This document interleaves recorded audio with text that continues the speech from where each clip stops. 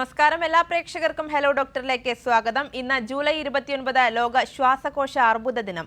Lung cancer എങ്ങനെ നേരത്തെ കണ്ടെത്തി ചികിത്സിക്കാം എന്നതിനെക്കുറിച്ചാണ് ഇന്ന് ഹലോ ഡോക്ടർ സംസാരിക്കുന്നത്. ഈ വിഷയത്തിൽ നമ്മുടെ സംശയങ്ങൾക്ക് മറുപടി നൽകാൻ നമുക്കൊപ്പം ചേരുന്നത് Pathanamthitta Adoor life line multi speciality ഹോസ്പിറ്റലിലെ പൾമോണോളജി വിഭാഗം senior consultant doctor Arjun Suresh ആണ്. നമസ്കാരം ഡോക്ടർ, ഹലോ ഡോക്ടറിലേക്ക് സ്വാഗതം. നമസ്കാരം, thank you for calling me. Doctor, ഈ ശ്വാസകോശ അർബുദം വരാനുള്ള കാരണങ്ങൾ എന്തൊക്കെയാണ്, അല്ലെങ്കിൽ ആർക്കൊക്കെയാണ് ഈ ഒരു രോഗം വരാനുള്ള സാധ്യത കൂടുതൽ? ഓക്കെ, ശ്വാസകോശ അർബുദം എന്ന് പറയുമ്പോൾ നമ്മൾ ഉദ്ദേശിക്കുന്നത് ലങ് ക്യാൻസർ. ഇതിനെക്കുറിച്ചൊരു ബേസിക് ഇൻട്രൊഡക്ഷൻ പറഞ്ഞിട്ട് മെയിൻ ടോപ്പിക്കിലോട്ട് വരാം, ചോദ്യത്തിലോട്ട് വരാമെന്ന് വിചാരിക്കുന്നു. അടിസ്ഥാനപരമായിട്ട് രണ്ട് തരം ക്യാൻസേഴ്സ് ആണ് ഇതിൽ വരുന്നത്, സ്മോൾ സെല്ലും നോൺ സ്മോൾ സെല്ലും. രണ്ടിൻ്റെയും ചികിത്സയും പ്രോഗ്നോസിസ് എന്ന് വെച്ചാൽ ഇതിനോട് ചികിത്സയോടുള്ള റെസ്പോൺസ്, ഇത് രണ്ടും ഭയങ്കരമായിട്ടും വ്യത്യാസമുള്ളതുമാണ്. റെസ്പോൺസിലും സർവൈവലിലും വ്യത്യാസമുണ്ട്. അപ്പോൾ അടിസ്ഥാനപരമായിട്ട് രണ്ട് തരം, small cell and non small cell. ഇതിനകത്ത് പ്രധാന കാരണങ്ങൾ ചോദിച്ചു കഴിഞ്ഞാൽ ആദ്യമായി പറയേണ്ടതും ഏറ്റവും പ്രധാനപ്പെട്ടമായ കാരണം ഒന്ന് ഈ പുകവലിയാണ്. നമ്മുടെ നാട്ടിൽ ഭയങ്കര കോമൺ ആണ്. എന്നിരുന്നാൽ പോലും 75% ലങ് ക്യാൻസേഴ്സും വരുന്നത് പുകവലിക്കാരിലാണ്. പുകവലിക്കാത്തവരിൽ വരുമോ എന്ന് ചോദിച്ചാൽ വരാറുണ്ട്, പക്ഷെ അത് ഒരു 10-20% എന്നൊരു കണക്കിലാണ്. ബാക്കി പുക വലിക്കുന്നവരിൽ 10-15% പേരിൽ ക്യാൻസർ വരും. പക്ഷെ ക്യാൻസർ ഉള്ളവരിൽ ഇത്രയധികം വരുന്നത് പുകവലിയാണ് പ്രധാന കാരണം. പിന്നെയുള്ള കാരണങ്ങളിലൊന്നാണ് നമ്മുടെ എൻവയോൺമെന്റിലുള്ള പൊല്യൂഷൻ. ഇത് പുതിയ കാലങ്ങളിൽ നമ്മുടെ ഈ പൊല്യൂഷനൊക്കെ കൂടി വന്നു, വണ്ടികൾ കൂടി വന്നു, ഇൻഡസ്ട്രീസ് കൂടി വന്നു. ഇതോടൊക്കെ ബന്ധപ്പെട്ടിട്ട് വന്നിട്ടുള്ള ഒരു റൈസാണ്. മുമ്പ് ഇത്രയും പ്രശ്നമില്ലായിരുന്നു. So that is why now smoking cancer, lung cancer is on the rise with other aspects also. ഇതിന്റെ ഭാഗമായിട്ട് പറഞ്ഞു കഴിഞ്ഞാൽ നമ്മുടെ എൻവയോൺമെന്റൽ pollution is an important factor. അതിനകത്തുനിന്നുണ്ടാവുന്ന various chemicals, all these are problem. എൻവയോൺമെന്റൽ പൊല്യൂഷൻ. പിന്നെ നമ്മുടെ വീടുകളിലൊക്കെ കൺസ്ട്രക്ഷന്റെ സൈറ്റിലൊക്കെ കാണുന്ന റേഡോൺ എന്ന് പറഞ്ഞൊരു ഗ്യാസ് ഉണ്ട്. ഇതും ഒരു കാരണമാണ്. നമ്മുടെ നാട്ടിൽ ഇതിനെക്കുറിച്ചുള്ള പഠനങ്ങൾ അധികം നടന്നിട്ടില്ല, ഉണ്ട് പല പഠനങ്ങളും. പക്ഷെ ഇതിനെ ക്വാണ്ടിഫൈ ചെയ്ത് ഒരു തക്കതായ കാരണമാക്കി എടുത്ത് ചികിത്സിക്കാമല്ലോ മാറ്റാൻ പറ്റുന്ന കാരണങ്ങളായിട്ട് കണ്ടുപിടിക്കപ്പെട്ടില്ല. പിന്നെയും ഒത്തിരി കാരണങ്ങളുണ്ട്. ഏറ്റവും പ്രധാനപ്പെട്ട കാരണം ഒന്ന് പുകവലി, എയർ പൊല്യൂഷൻ വേറൊരു ഫാക്ടറാണ്. പാരമ്പര്യമായ ഘടകങ്ങൾ ഇതിനകത്ത് പങ്കുവഹിക്കുന്നുണ്ട്. പിന്നെ പല വീടുകളിലും പണ്ടൊക്കെ ആണെങ്കിൽ, നമ്മുടെ കേരളത്തിൽ കുറവാണ്, കേരളത്തിന് വെളിയിലേക്ക് ചെന്ന് കഴിഞ്ഞാൽ നമുക്കിപ്പോഴും പുകയെടുപ്പുകൾ കാണാം. വീട്ടിനകത്തായിരിക്കും പലപ്പോഴും നോർത്ത് ഇന്ത്യയിലൊക്കെ ഈ പുകയെടുപ്പുകൾ കിടക്കുന്നത്. ഇത് പുക കണ്ടിന്യൂസ്ലി വീട്ടിനുള്ളിൽ നിൽക്കാനും പ്രശ്നങ്ങൾ ഉണ്ടാക്കാനും സാധ്യതയുണ്ട്. ഈ സാധനം അഗെയിൻ ലങ് ക്യാൻസർ ഉണ്ടാക്കാനുള്ള റിസ്ക് കൂട്ടും. ഡോക്ടർ നേരത്തെ സൂചിപ്പിച്ചു പുകവലിയാണ് പ്രധാന കാരണം. അപ്പൊ ഈ COPD ഉള്ളവരിൽ ഈ ഒരു രോഗം വരാനുള്ള സാധ്യത എത്രത്തോളമാണ്? ഇതിനകത്ത് രണ്ട് ആസ്പെക്ട്സ് ആണുള്ളത്. പുക വലിക്കുന്ന എല്ലാവരിലും COPD ഉണ്ടാവണം എന്നില്ല. അതേപോലെ തന്നെ പുക വലിക്കുന്ന എല്ലാവരിലും ക്യാൻസർ ഉണ്ടാവണമെന്നുമില്ല. പക്ഷേ പുകവലി കൊണ്ട് COPD ഉണ്ടാകുന്നവരിൽ ക്യാൻസറിന്റെ സാധ്യത മറ്റൊരു വ്യക്തിയെക്കാളും ഒത്തിരി കൂടുതലാണ്. അത് ഒന്ന്. രണ്ട്, COPD എല്ലാവർക്കും ഉണ്ടാവുകയില്ല എന്ന് ഞാൻ നേരത്തെ പറഞ്ഞു. ഇനി COPD ഉള്ളവരിൽ റിസ്ക് കൂടുതലാണ്. പ്ലസ് ഇവർക്ക് ശ്വാസകോശ സംബന്ധമായ മറ്റു പ്രശ്നങ്ങളും ശ്വാസമുട്ടലൊക്കെ കൂടുതലുമായിരിക്കും. അപ്പോൾ അത് എഗെയിൻ ഈ ട്രീറ്റ്മെന്റിനെയും ഓവറോൾ സർവൈവബിലിറ്റിയും എല്ലാത്തിനെയും ബാധിക്കുകയും റെസ്പോൺസ് മോശമാക്കുകയും ചെയ്യും. ഓക്കെ ഡോക്ടർ, ഈ ലങ് ക്യാൻസർ ഒരു പരിധി വരെ നമുക്ക് എത്രത്തോളം എങ്ങനെ തടയാൻ സാധിക്കും, അല്ലെങ്കിൽ എന്തൊക്കെ കാര്യങ്ങൾ ശ്രദ്ധിക്കണം? അടിസ്ഥാനപരമായിട്ട് പറഞ്ഞു കഴിഞ്ഞാൽ നമുക്ക് ഇതിനകത്ത് ഏറ്റവും പ്രധാനപ്പെട്ട കാരണങ്ങളെ തടയുക എന്നുള്ളതാണ് ഒരു പോസിബിൾ സൊല്യൂഷൻ. അതിനകത്ത് സിംപ്ലി സ്പീക്കിംഗ് പുകവലിക്കുന്ന ആൾക്കാർ പുകവലി നിർത്തുക എന്നുള്ളതാണ്. കാരണം നമ്മളിപ്പോൾ പറയുന്ന റിസ്ക് എന്ന് പറയുന്നത് ആക്ച്വലി നമ്മൾ ഇതിന് റിസ്ക് ക്വാണ്ടിഫൈ ചെയ്യാൻ പറ്റും, എത്ര ശതമാനം റിസ്ക് ഉണ്ട്. അപ്പം ഇത് പ്രൈമറിലി നമ്മൾ നോക്കുന്ന 2-3 ഘടകങ്ങൾ എന്ന് പറഞ്ഞാൽ എത്ര കാലം വലിച്ചു, രണ്ടാമതുള്ളതാണ് എത്ര വലിച്ചു.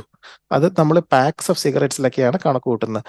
ഒരു പാക്കറ്റ് ഒരു വർഷം, 1 പാക്ക് ഇയർ എന്ന് പറയും. അതുപോലെ 10 പാക്ക് ഇയർ തൊട്ട് risk starts to increase. Again 20 pack years കഴിഞ്ഞു കഴിഞ്ഞാൽ again the risk goes higher.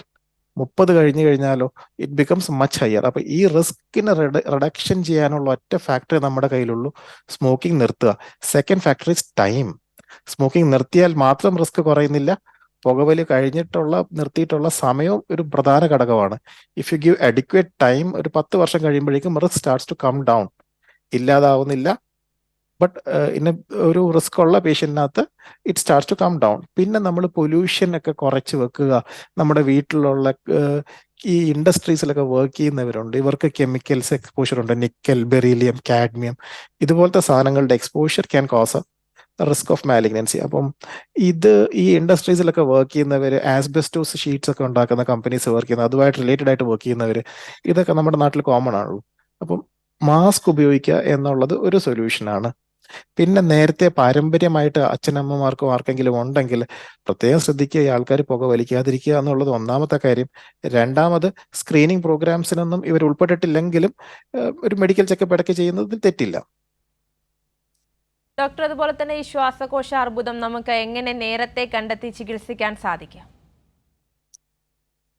ഇതൊരു വെരി ഇമ്പോർട്ടൻറ്റ് ടോപ്പിക്കാണ്. കാരണം ശ്വാസകോശ അർബുദം പറയുമ്പോൾ ഏറ്റവും വലിയ പ്രശ്നം എന്ന് പറഞ്ഞു കഴിഞ്ഞാൽ ലേറ്റ് ഡയഗ്നോസിസ്. നേരത്തെ കണ്ടുപിടിച്ചു കഴിഞ്ഞാൽ നല്ല രീതിയിൽ ചികിത്സിക്കും, ഓൾമോസ്റ്റ് ക്യൂറും കിട്ടാൻ സാധ്യതയുള്ള ഒരു അസുഖമാണ്. പക്ഷേ അൺഫോർച്ചുനേറ്റ്ലി വാട്ട് വി സീസ്, നമ്മൾ കണ്ടുപിടിക്കുന്നത് പലരും ലേറ്റ് സ്റ്റേജസ് ആണ്. ആൻഡ് അറ്റ് ദാറ്റ് പോയിന്റ് കണ്ടുപിടിച്ച് ട്രീറ്റ് ചെയ്താലും their response is very poor. Lung cancer is notorious ആണ് actually for having a poor prognosis. ഈ സ്മോൾ സെൽ എന്നൊക്കെ പറയുന്നത് survival rates are very low, may be as low as 1 year ഒക്കെ തന്നെ ഭയങ്കര high good result എന്ന് പറയേണ്ട രീതിയിൽ പുവർ പ്രോഗ്നോസിസ് ഉള്ള കണ്ടീഷനാണ്. This is primarily because of A delay in diagnosis. So early കണ്ടുപിടിക്കാൻ പറ്റിക്കഴിഞ്ഞു കഴിഞ്ഞാൽ അത്രയും നല്ലത്. ഇനി ഇത് എങ്ങനെ സാധ്യമാകും എന്നുള്ളതാണ്. നമുക്ക് ഇതിനകത്ത് മൾട്ടിപ്പിൾ പഠനങ്ങൾ നടന്നു, ഇത് എങ്ങനെ സാധിക്കാം, ഈ ക്യാൻസർ കൊണ്ട് ഇത്രയും പേര് മരിക്കുന്നു, ഇത് എങ്ങനെ തടയാം. ഈ പഠനങ്ങളുടെയൊക്കെ അനന്തരഫലമായിട്ട് നമ്മൾ കണ്ടുപിടിച്ചിരിക്കുന്നതെന്ന് പറഞ്ഞു കഴിഞ്ഞാൽ നമുക്ക് ഇതിനൊരു ലോ ഡോസ് CT ഉണ്ട്. ഫുൾ സ്കാൻ അല്ല, ശക്തി കുറഞ്ഞ CT സ്കാൻ. ഈ CT സ്കാൻ നമുക്ക് വർഷാവർഷം എടുക്കാൻ പറ്റും.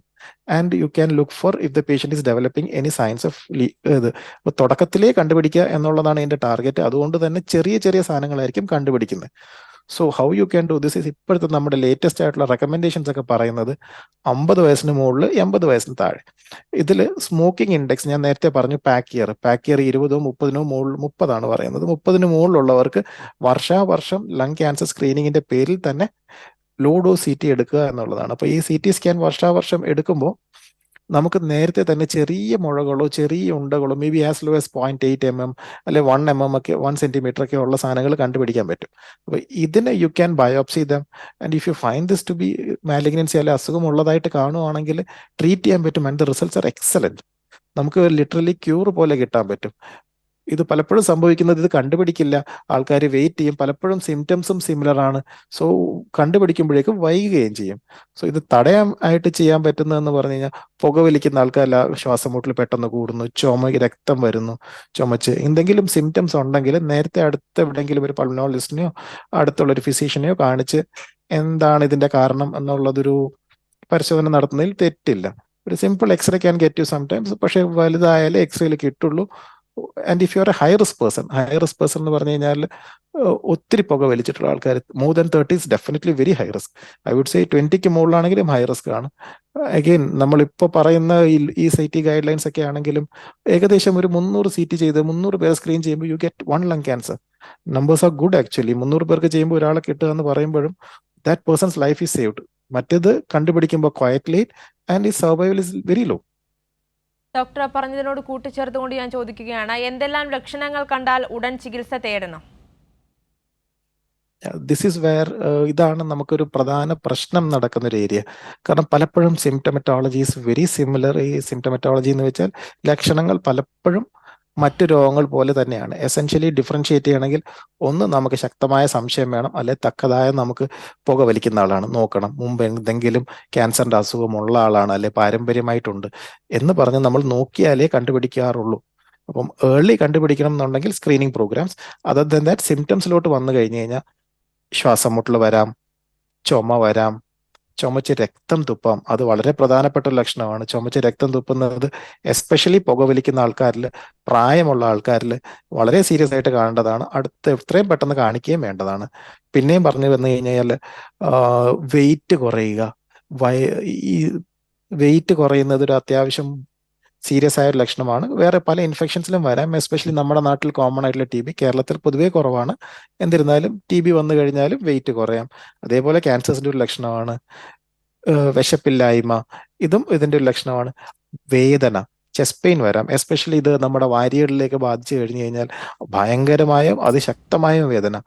സാധാരണഗതിയിൽ നമുക്കൊരു വേദന വന്നു കഴിഞ്ഞാൽ ഒരു പാരസെറ്റമോളോ എന്തെങ്കിലും കഴിച്ചു കഴിഞ്ഞാൽ മാറാറുണ്ട്. ഇതൊന്നിലും നിൽക്കുന്നില്ല, മരുന്ന് കഴിച്ചിട്ടും കുറയുന്നില്ല. ഇങ്ങനെ പറയുമ്പോൾ എപ്പോഴും ചിന്തിക്കണം, വേറെ എന്തെങ്കിലും പ്രശ്നം നമുക്കുണ്ടോ. ഇതൊരു ഇമ്പോർട്ടൻറ്റ് ക്ലൂ ആണ്. ഇത് മാത്രമല്ല, റെസ്പിറേറ്ററി ആയിട്ട് ശ്വാസകോശ സംബന്ധമായിട്ടുള്ള എല്ലാ പ്രശ്നങ്ങളും ലങ് ക്യാൻസർ ലക്ഷണങ്ങളായിട്ട് വരാം. ഇന്നത് എന്ന് പറഞ്ഞ് സ്പെസിഫിക്കലി പോയിന്റ് ഔട്ട് ചെയ്യാൻ പറ്റില്ലെങ്കിലും ഈ എടുത്തു പറഞ്ഞ 3-4 വളരെ പ്രധാനമാണ്. ചോര ചുമച്ചു തുപ്പുക, വെയിറ്റ് കുറയുക, വിശപ്പില്ലായ്മ ഉണ്ടാവുക, അതികഠിനമായ വേദന. എല്ലാ വേദനകളും ക്യാൻസർ അല്ല, എന്നാൽ അതികഠിനമായും വേദന മരുന്ന് കഴിച്ചിട്ട് മാറുന്നില്ല എന്നുണ്ടെങ്കിൽ വെരി ഇമ്പോർട്ടൻറ്റ് സിംറ്റം. ഡോക്ടർ, ഇപ്പോൾ നമുക്കിപ്പോൾ ഒരു പ്രേക്ഷകൻ ചേരുന്നുണ്ട്. ചിറയൻകീഴിൽ നിന്ന് ഹീസയാണ്. ഹീസ, ഡോക്ടറോട് ചോദിച്ചോളൂ. ഹലോ, എന്റെ ക്വസ്റ്റ്യൻ, ഈ പ്രീ സ്മോക്കർ, അതായത് നേരത്തെ സ്മോക്ക് ചെയ്തിരുന്ന ഒരാള് അയാളെ സ്മോക്കിംഗ് സ്റ്റോപ്പ് ചെയ്ത് കഴിഞ്ഞാൽ പിന്നെ ഈ റെസ്പിറേറ്ററി ലങ് ക്യാൻസർ വരാനുള്ള സാധ്യത എത്രത്തോളമാണ്, പെർസെൻറ്റേജ് ഓഫ് ലെവൽ എത്രത്തോളമാണോ ഒന്ന്. രണ്ടാമത്തെ കാര്യം, ഈ ആന്റി ഓക്സിഡന്റ് റിച്ച് ആയിട്ടുള്ള ഫുഡ് ഇൻടേക്ക് കഴിഞ്ഞാൽ അല്ലെങ്കിൽ സപ്ലിമെന്റ് ഇൻടേക്ക് കഴിഞ്ഞാൽ ഇത് സർവൈവ് ചെയ്യാൻ പറ്റുമോ എന്നുള്ളതാണ്. ഇത് 2 ഡൗട്ടാണുള്ളത്. ഓക്കെ, ഇതിനകത്തുള്ള ചോദ്യം 2 പാർട്ടാണ്. ഒന്ന് പ്രിവെൻഷൻ ആസ്പെക്റ്റും, ഒന്ന് ചോദിച്ചിരിക്കുന്നത് റിസ്ക്കുമാണ്. Risk of malignancy actually is proportional to use. എത്ര പുക വലിച്ചു, ഞാൻ നേരത്തെ പാക്കിയർ പറഞ്ഞ അനുസരിച്ചിട്ടാണ്. പാക്കിയേഴ്സ് കൂടും തോറും റിസ്ക് കൂടും. Pack years more than 30 has around 25 times more risk than a normal person. അപ്പം അഗെയിൻ 20ക്ക് മുകളിലാണെങ്കിൽ 11 times ആവും. 10ന് മുകളിലാകുമ്പോൾ 4 to 11. These figures vary with studies, but റഫ്ലി in the same ballpark ആണ് ഇതെല്ലാം. So if your PACS is more than 10, there is a risk of 4 times to 11 times. Beyond that 11 to 25, and more than that it goes higher. 25 times ഒക്കെ അടുത്താണ് risk വരുന്നത്, times the normal person. പിന്നെ anti oxidants, ഇത് actually ഇപ്പോഴും ഒരു clearly defined area അല്ല. ഒത്തിരി studies നടന്നിട്ടുണ്ട്. ഇടയ്ക്ക് ബീറ്റാ കാരോട്ടീൻസും വൈറ്റമിൻ സി ഒക്കെ കൊടുത്ത ബെനിഫിഷ്യൽ എന്ന് പറഞ്ഞ സ്റ്റഡി നടത്തി. Again then they did a trial where they give all these things. അപ്പോൾ what happened was this study had to be stopped earlier. Planned 24 മാസമായിരുന്നു, 21ാം മാസത്തിൽ നിർത്തേണ്ടി വന്നു. കാരണം the side effects were outweighing the benefits. So ഇതൊരു clear cut area അല്ല, but having a healthy food with good enough antioxidants is always nice. അത് എല്ലാ ക്യാൻസറുകൾക്കും ബെനിഫിഷ്യൽ ആണ്. But in terms of specific diet to prevent lung cancer ഒത്തിരി പഠനങ്ങൾ നടന്നിട്ടുണ്ട്. ഒന്നും ഒരു സ്പെസിഫിക് ഏരിയയിൽ പറയുന്നില്ല ദിസ് ഈസ് ബെനിഫിഷ്യൽ. അതുകൊണ്ട് ഒരു സപ്ലിമെന്റ് റെക്കമെൻഡ് ചെയ്യാൻ പറഞ്ഞു കഴിഞ്ഞാൽ ഇറ്റ് ഈസ് നോട്ട് ഫീസിബിൾ. പക്ഷേ having a healthy diet, antioxidants are in general good എന്നുള്ളതേ പറയാനുള്ളൂ ഇതിനകത്ത്. ശരി, പ്രേക്ഷകന് വ്യക്തമായെന്ന് കരുതുന്നു. ഡോക്ടർ, നമുക്ക് മറ്റു ശ്വാസകോശ രോഗങ്ങളിൽ നിന്ന് ഈ ഒരു രോഗത്തെ എങ്ങനെ വേർതിരിച്ചറിയാൻ സാധിക്കും? ഓക്കെ, ഡയഗ്നോസിസിന് ഒന്ന് നമ്മൾ സാധാരണഗതിയിൽ സംശയിക്കുന്നത്, നമ്മളിപ്പോൾ ക്ലിനിക്കലി ഇപ്പോൾ ഒരു പേഷ്യന്റ് വരുന്നു നമ്മുടെ അടുത്ത്, ചുമ ശ്വാസം മുട്ടലൊക്കെ പറയുന്നു, നമ്മൾ പുക വലിച്ചിട്ടുണ്ടോ എന്ന് ചോദിക്കുന്നു. പുക വലിച്ചിട്ടുള്ള ആളാണ്, അല്ലെങ്കിൽ നമുക്ക് വേറെ എന്തെങ്കിലും റിസ്ക് ഫാക്ടേഴ്സ് ഫാമിലിയിലോ വേറെ എന്തെങ്കിലും തോന്നുകയാണെങ്കിൽ നമ്മൾ ഫസ്റ്റ് തന്നെ നോക്കുക കൈകളിലോട്ടാണ്. കയ്യിൽ ക്ലബിംഗ് ഉണ്ടോ? ക്ലബിംഗ് എന്ന് പറഞ്ഞാൽ വിരലുകൾ തടിച്ചു വരുന്നതാണ്. ഇപ്പം I cannot give you a demo no, but just search around what clubbing is.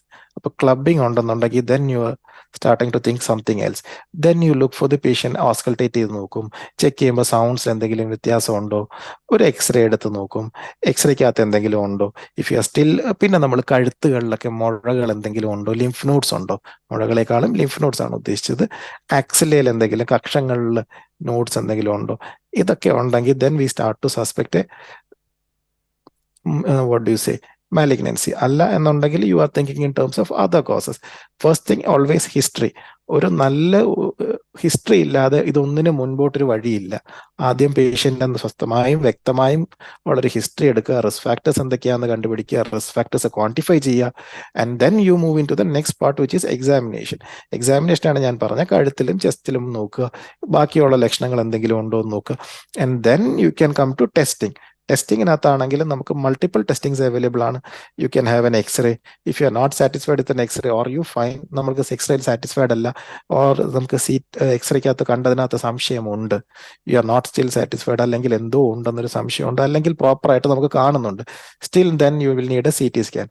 അപ്പോൾ CT സ്കാൻ ബേസിക്കലി രണ്ട് തരം, വിത്ത് കോൺട്രാസ്റ്റ്, വിത്തൗട്ട് കോൺട്രാസ്റ്റ്, അതായത് മരുന്ന് കുത്തിവെച്ചിട്ടും കുത്തിവെക്കാതെയും. സാധാരണഗതിയിൽ നമുക്ക് ക്യാൻസേഴ്സിനകത്തൊക്കെ കുത്തിവെച്ചിട്ടുള്ള ടെസ്റ്റാണ് പ്രിഫറൻസ്, പ്രൊവൈഡഡ് കിഡ്നീസിന് തകരാറൊന്നുമില്ല. അല്ല എന്നുണ്ടെങ്കിൽ ഇതാണ് പോസിബിൾ ഓപ്ഷൻ. ശരി ഡോക്ടർ, നമുക്കൊപ്പം ഒരു പ്രേക്ഷകൻ ചേരുന്നുണ്ട്. വയനാട്ടിൽ നിന്ന് രാജനാണ്. രാജൻ ഡോക്ടറോട് ചോദിച്ചോളൂ. നമസ്കാരം ഡോക്ടർ. നമസ്കാരം. നമസ്കാരം സാർ. പറഞ്ഞോളൂ രാജൻ, കേൾക്കാം. ഈ താങ്കൾ പറഞ്ഞത് ഈ പുകവലി കൊണ്ടാണ് കൂടുതൽ സാധ്യത ക്യാൻസറിന്. ഡെഫിനറ്റ്ലി. അപ്പൊ ഈ പച്ചക്കറിയിൽ ഈ വിഷാംശം കൂടുതലുണ്ട്, ആ പച്ചക്കറി കഴിച്ചാൽ ക്യാൻസറിന്റെ സാധ്യത എങ്ങനെ? Healthy diet is always good. അതിന് തർക്കമൊന്നുമില്ല. എല്ലാ അസുഖങ്ങൾക്കും എന്ത് അസുഖത്തിനും സമീകൃതമായ ഒരു ആഹാരം നല്ലതാണ്. ഇതിന്റെ ചോദ്യത്തിനകത്തുള്ള ഒരു പ്രശ്നം എന്ന് പറഞ്ഞു കഴിഞ്ഞാൽ, ഇതുവരെയുള്ള പഠനങ്ങളിൽ ഒന്നും, ഇതുവരെയുള്ള എവിഡൻസ് ഒന്നും ഇന്ന ഭക്ഷണം നല്ലതാണ് എന്ന് തെളിയിക്കുന്നതിനായിട്ടുള്ള എവിഡൻസ് ഇല്ല. ഉള്ള എവിഡൻസ് ഒക്കെ ചില സ്റ്റഡീസിനകത്ത് വൈറ്റമിൻ എയും കരോട്ടീൻസും നല്ലതാന്ന് പറഞ്ഞതുണ്ട്, ആന്റി ഓക്സിഡൻസ് നല്ലതാന്ന് പറഞ്ഞവരുണ്ട്. പക്ഷെ ഇതിനൊക്കെ തന്നെ പിന്നീട് പഠനങ്ങൾ നടത്തപ്പോൾ മെച്ചമില്ല എന്നും കണ്ടിട്ടുണ്ട്. സോ നമുക്ക് സമീകൃതവും ഹെൽത്തിയുമായിട്ടുള്ള ഭക്ഷണം കഴിക്കുന്നതിൽ ഒരിക്കലും തെറ്റ് കണ്ടുപിടിക്കാനാവില്ല. പുക വലിച്ച റിസ്ക് ഭക്ഷണങ്ങൾ കൊണ്ട് കുറയ്ക്കാൻ പറ്റും എന്ന് കരുതുന്നുമില്ല. ഈ ഒരു രോഗത്തിന്റെ സങ്കീർണതകൾ എന്തൊക്കെയാണ്, അല്ലെങ്കിൽ ഇത് മറ്റ് ശരീരഭാഗങ്ങളിലേക്ക് വ്യാപിക്കുന്നത് ഏത് ഘട്ടത്തിലാണ്? ഓക്കെ, ചോദ്യം ഒരു ബിഗ് ഏരിയയാണ്. സങ്കീർണതകൾ എന്ന് പറയുമ്പോൾ നമുക്ക് പലതായിട്ട് തിരിച്ചു തന്നെ പറയാൻ പറ്റും. ഒന്ന്, ഇത് കണ്ടുപിടിക്കുന്നതിലെ സങ്കീർണത. രണ്ട്, കണ്ടുപിടിച്ചു കഴിഞ്ഞാൽ ചികിത്സിക്കുമ്പോൾ ഉണ്ടാകുന്ന സങ്കീർണത. കണ്ടുപിടിക്കുന്നതിലെ സങ്കീർണത എന്ന് പറഞ്ഞു കഴിഞ്ഞാൽ, നമ്മളിപ്പോൾ നേരത്തെ പറഞ്ഞു, നമ്മൾ ക്യാൻസർ സ്ക്രീനിങ്ങിനായിട്ട് CT ഒക്കെ ചെയ്തു, ഒരു മുഴ കണ്ടു. നൗ ദ ക്വസ്റ്റ്യൻ ഈസ്, ഇത് പ്രശ്നമുള്ളതാണോ അല്ലാത്തതാണോ? തീരെ ചെറുതായിരിക്കും, ചിലപ്പോൾ എത്താൻ പറ്റില്ല. Now you are in a dilemma, ഇത് എന്തെങ്കിലും ചെയ്യണോ ചെയ്യണ്ടായോ? സോ അഗെയിൻ റിസ്ക് ഫാക്ടേഴ്സ് ഒക്കെ നോക്കിയിട്ട് നമുക്ക് you may decide to do it. അപ്പം question is how to approach this. ഇതിപ്പോൾ വെളിയിൽ നിന്ന് ഒരു സൂചി വെച്ച് കുത്തിയെടുക്കാൻ പറ്റുമോ, അതോ ഇനി സർജറി ചെയ്തെടുക്കാൻ പറ്റുമോ? റിസ്ക് ഒത്തിരിയുള്ള ഗ്രൂപ്പാണ്, മുഴകളുടെ ലക്ഷണവും റിസ്ക് ഉള്ള ഒരു കൂട്ടത്തിലാണ് കാണുന്നതെങ്കിൽ നമുക്ക് സർജിക്കൽ ആണെങ്കിലും ബയോപ്സി ആണെങ്കിലും ചെയ്യാൻ പറ്റും. അങ്ങനെ അല്ല എങ്കിൽ നമുക്ക് ഉള്ളിൽ കൂടി കുഴൽ ഇറക്കിയിട്ട ക്യാമറ പോലത്തെ കുഴലുണ്ട്, അല്ലെങ്കിൽ അൾട്രാസൗണ്ട് ഉള്ള പ്രോബുകളുള്ള ഇത് ബ്രോങ്കോസ്കോപ്സ് ഉണ്ട്. ഇത് വെച്ച് നമുക്ക് ഉള്ളിൽ ചെന്ന് കഴിഞ്ഞാൽ നമുക്ക് എൻഡോബ്രോങ്കിയൽ അൾട്രാസൗണ്ട്, EBUS എന്ന് പറയും. അപ്പോൾ ഇത് വെച്ചിട്ട് നമുക്ക് അൾട്രാസൗണ്ട് വെച്ച് മുഴ എവിടെയാണെന്ന് കൃത്യമായി കണ്ടുപിടിച്ച് അതിൽ നിന്ന് ബയോപ്സി എടുക്കാൻ പറ്റും. ഇനി അങ്ങനല്ല, നീര് കെട്ടിയതാണ്, അങ്ങനെയാണ് ക്യാൻസർ പ്രത്യക്ഷപ്പെട്ടിരിക്കുന്നതെങ്കിൽ നമുക്ക് തൊറാക്കോസ്കോപ്പ് എന്ന് പറഞ്ഞതുണ്ട്. അതായത് നെഞ്ചിന്റെ തൊറാക്സ് എന്ന് പറഞ്ഞാൽ നെഞ്ചിനും നമ്മുടെ ശ്വാസകോശത്തിനും ഇടയ്ക്കുള്ള ക്യാവിറ്റി, നെഞ്ചിൻ കൂടാണ് തൊറാക്സ് എന്ന് പറയുന്നത്. തൊറാക്കോസ്കോപ്പി എന്ന് പറഞ്ഞാൽ അതിനുള്ളിലേക്ക് ഒരു ക്യാമറ കടത്തി പരിശോധിക്കുക. അപ്പോൾ മുഴകൾ ഉണ്ടെങ്കിൽ ബയോപ്സി ചെയ്യാൻ പറ്റും. ഇതും സാധാരണഗതിയിൽ കാണാറാവുന്നൊരു സങ്കീർണതയാണ്. എഗെയിൻ പലപ്പോഴും പല പേഷ്യൻസും വരുന്നത് ഭയങ്കര മോശം റെസ്പിറേറ്ററി സ്റ്റാറ്റസ് ആയിരിക്കും. നേരത്തെ പറഞ്ഞ പോലെ വളരെ അഡ്വാൻസ്ഡ് ആയിട്ടുള്ള ഒരു COPD ആയിരിക്കും. ഈ ടെസ്റ്റിംഗ് ഒക്കെ ഡിഫിക്കൽട്ടാണ്. ഈ ശ്വാസകോശത്തിൽ കൂടി സൂചി കുത്തി ഇറക്കുമ്പോൾ പൊട്ടായാനും അതിനുശേഷം പിന്നെ അതിന്റെ കോംപ്ലിക്കേഷൻസും വരാനും ഉള്ള റിസ്കുകളുണ്ട്. എല്ലാവർക്കും വരില്ല, ബട്ട് ഇറ്റ് ഹാപ്പൻസ് റയർലി. അതിനുള്ള റിസ്ക് ഉണ്ട്, അതുമായിട്ട് ബന്ധപ്പെട്ടിട്ടുള്ള പ്രശ്നങ്ങളും ഉണ്ട്. More secure more difficult it becomes. അങ്ങനെ ഒരു പ്രശ്നമുണ്ട്. പിന്നെ ഉള്ള ഒരു പാട്ടെന്ന് പറഞ്ഞാൽ ഇതിന്റെ ട്രീറ്റ്മെന്റിലോട്ട് വരികയാണെങ്കിൽ, ട്രീറ്റ്മെന്റിനാണെങ്കിൽ അതിൻ്റെതായ കോംപ്ലിക്കേഷൻസ് ഉണ്ട്. First thing, the patient should be fit to take a chemotherapy. അസുഖം കണ്ടുപിടിച്ചാൽ പോരാ, കണ്ടുപിടിച്ച് കഴിഞ്ഞാൽ there are multiple options now. We have to be very നമുക്ക് മനസ്സിലാക്കേണ്ട ഒരു കാര്യം, മുമ്പുണ്ടായിരുന്ന പോലെ അല്ല ചികിത്സ. Now there are multiple agents, പുതിയ ഏജൻസ്, ബയോളജിക്കൽസ് എന്ന് പറയുന്നത്. If they are positive, your results are wonderful. മുമ്പായിരുന്നെങ്കിൽ മുമ്പത്തേക്കാളും ഒക്കെ സർവൈവൽ റേറ്റ്സ് ഇംപ്രൂവ് ഡ്രാസ്റ്റിക്കലി. ഒരു 1980s വെച്ച് കമ്പയർ ചെയ്യുവാണെങ്കിൽ നല്ലൊരു വ്യത്യാസം ചികിത്സയുടെ സക്സസ് റേറ്റ്സിൽ ഉണ്ടായിട്ടുണ്ട്. നമ്മുടെ സക്സസ് റേറ്റ് ഒക്കെ നമ്മൾ മെഷർ ചെയ്യുന്നത് in terms of 5 year survival rate. So there is significant improvement in this past ഒരു 10-15 years. അപ്പം ഇംപ്രൂവ്മെന്റ്സ് നടക്കുന്നുണ്ട്.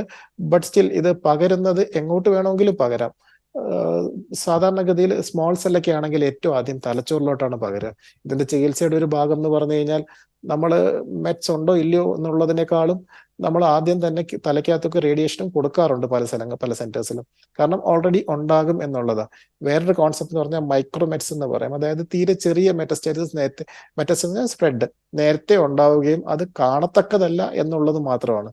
അപ്പം ചികിത്സയുടെ ഒരു ആസ്പെക്ട് എന്ന് പറഞ്ഞു കഴിഞ്ഞാൽ ഇതിനായിട്ടുള്ളതാണ്, ഇതിനെയൊക്കെ കൊന്നുകളയുക എന്നുള്ളത്. അതിനാണ് ഈ കീമോതെറാപ്പി പ്രൈമറിലി യൂസ് ചെയ്യുന്നത്. കോംപ്ലിക്കേഷൻസ് ഇൻ ഡയഗ്നോസിസ് ഉണ്ട്, ഇൻ ട്രീറ്റ്മെന്റ് ഉണ്ട്. നമുക്ക് അഡിക്വേറ്റ് ടിഷ്യൂ കിട്ടണം എന്നുള്ളത് ഒരു ഇമ്പോർട്ടന്റ് ആസ്പെക്ട് ആണ്. ചിലപ്പോൾ തീരെ ചെറിയ ലീഷനായിരിക്കും, മുഴയായിരിക്കും, നമുക്ക് കുത്തിയെടുത്തു കഴിഞ്ഞാൽ അഡിക്വേറ്റ് ടിഷ്യൂ കിട്ടില്ല, അല്ലെങ്കിൽ ടിഷ്യൂ സാമ്പിൾ നോട്ട് എനഫ്. അപ്പം all these are part and parcel of this procedure and related issues, but most of them can be dealt with very well. Doctor, നമുക്ക് ഈ ഒരു അസുഖത്തെ പൂർണ്ണമായും ചികിത്സിച്ച് ഭേദമാക്കാനാകുമോ? Yes, very good question. Actually പണ്ടത്തെ പോലെ അല്ല. Once you diagnose this early, lung cancer is curable. ഇത് ശരിക്കും നമ്മൾ തന്നെ സർപ്രൈസ്ഡ് ആവും. നമ്മുടെ one of the most common cause of lung cancer lung cancer ആണ്. Death in cancers is lung cancer. So അത് നമുക്ക് പ്രിവെന്റ് ചെയ്യാൻ പറ്റും എന്നുള്ളത് തന്നെ ഒരു വലിയൊരു ഇമ്പോർട്ടൻറ്റ് ഫാക്ടറാണ്. നമുക്ക് ചെയ്യാൻ പറ്റുന്നത് സ്ക്രീനിങ് ചെയ്യുക. If you get A diagnosis very early, results are wonderful. Actually നമ്മളിപ്പോൾ ഒരു സ്റ്റേജ് 1 കണ്ടുപിടിക്കുകയാണ്, അല്ലെങ്കിൽ വെരി സ്മോൾ ലീഷൻ ഒക്കെ ആണെന്നുണ്ടെങ്കിൽ, if you diagnose this 5 year survival is 90% or more. അപ്പം ദർ ഇസ് വണ്ടർഫുൾ റിസൾട്ട്സ്. നമുക്ക് ലിറ്ററലി ക്യൂർ എന്ന് പറയുന്ന ഒരു ആസ്പെക്ട് തന്നെ തുടക്കത്തിലെ സ്റ്റേജുകളിൽ കിട്ടാം. എഗെയിൻ ക്യൂർ എന്ന ഒരു പോസിബിലിറ്റി ഇല്ലാതാവുന്നത് is the point where your surgical resectability, ഇതൊരു പ്രിസൈസ് ഇതല്ല, ബട്ട് ഇന്നൊരു ജനറൽ സെൻസിൽ പറഞ്ഞു കഴിഞ്ഞാൽ നമുക്ക് സർജറി വഴി എടുത്തു കളയാൻ പറ്റില്ല എന്ന് പറയുമ്പോൾ തൊട്ട് ഏകദേശം ഒരു ക്യൂർ ഈസ് നോട്ട് 100% ഫീസിബിൾ എന്നുള്ളൊരു പോയിന്റ് ആണ്. ദിസ് ഈസ് നോട്ട് ഒരു 100% അതല്ല ഈ പറയുന്നത്, ബട്ട് ഐ തിങ്ക് ഒരു ജനറൽ ടേംസിൽ പറഞ്ഞു കഴിഞ്ഞാൽ that is the understanding.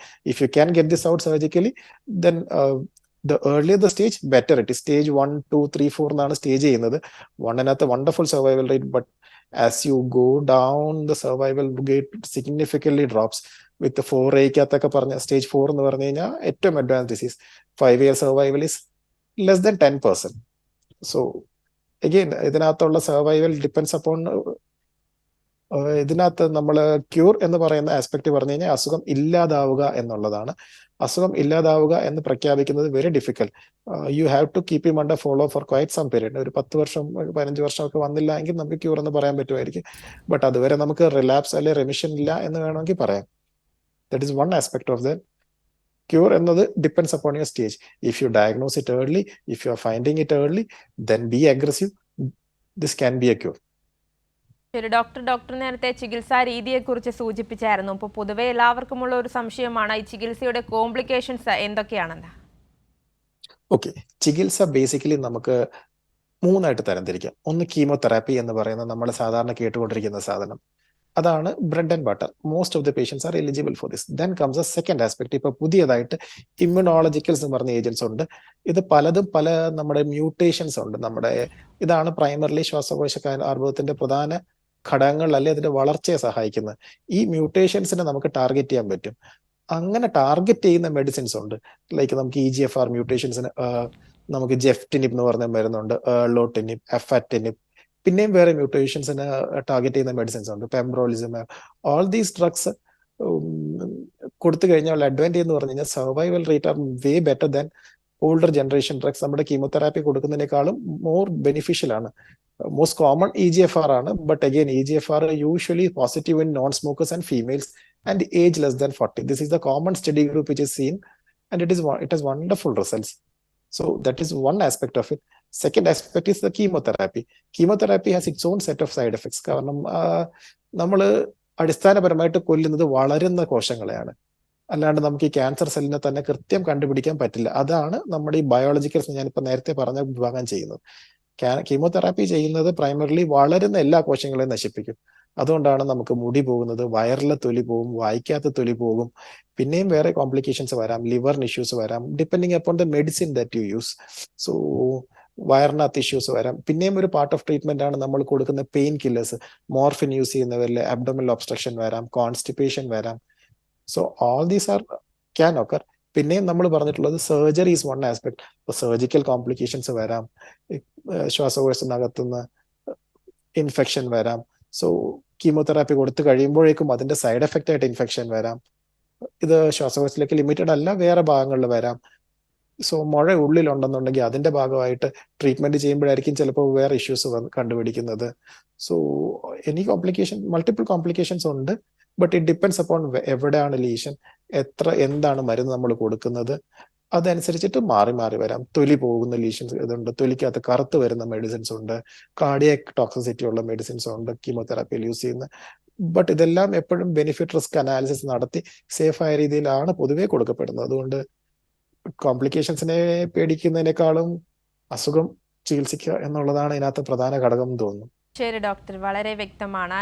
Hello ഡോക്ടറിന്റെ സമയം ഇവിടെ പൂർണ്ണമാവുകയാണ്. ശ്വാസകോശ അർബുദത്തിന്റെ ലക്ഷണങ്ങളെക്കുറിച്ചും ചികിത്സാ രീതികളെക്കുറിച്ചുമാണ് ഇന്ന് നമ്മൾ സംസാരിച്ചത്. നമ്മുടെ സംശയങ്ങൾക്ക് മറുപടി നൽകിയത് Pathanamthitta Adoor life line multi speciality ഹോസ്പിറ്റലിലെ പൾമോണോളജി വിഭാഗം സീനിയർ കൺസൾട്ടന്റ് ഡോക്ടർ അർജുൻ സുരേഷാണ്. നന്ദി doctor. Thank you. Hello doctor പൂർണ്ണമാകുന്നു. നമസ്കാരം.